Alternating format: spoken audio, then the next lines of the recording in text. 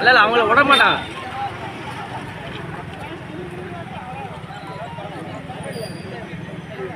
வர சொல்லலாமா? வாங்கண்ணே.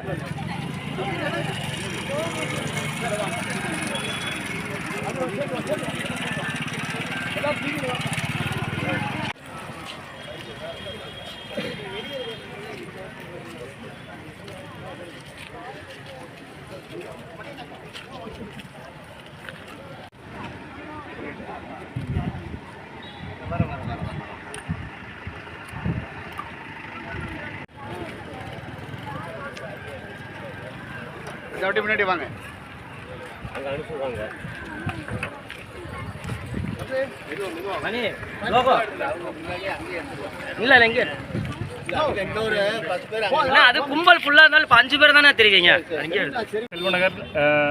செல்வநகரில் வகிச்சு வரேன். செல்வநகர் சரஸ்வதி நகர் பகுதியில் புதுசாக வந்து ஐஎன்டிசி நிறுவனம் வந்து டவர் அமைக்கிறாங்க. அதாவது ரேடியேஷன் ஜாஸ்தியாக இருக்கக்கூடிய டவர் அமைக்கிறாங்க.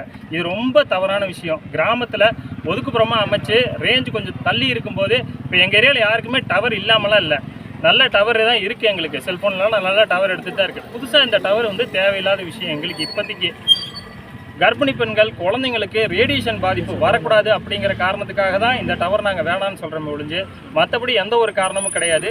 நாளடைவில் 1 நாள் 2 நாள் வீட்டில் கர்ப்பமாக இருக்கவங்க வீட்டில் ஒய்ஃபை ஆஃப் பண்ணி வைக்க சொல்கிறாங்க. இப்போ பக்கத்தில் இருக்கவங்களுக்கு டவர் போட்டு வச்சா நாளைக்கு கருவில் இருக்க குழந்தைய பாதிச்சதுன்னா அதுக்கு யாரும் பொறுப்பாக முடியாது.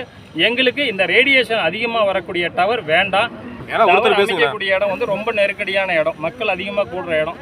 கிட்டத்தட்ட 200 to 300 வீடுகள் அதை சுற்றியே இருக்குது, டவரை சுற்றியே இருக்குது. மொத்தமாக 800 to 900 வீடுகள் இருக்குது செல்வநகர் சரஸ்வதி நகர் ரெண்டுலேயும் சேர்த்து.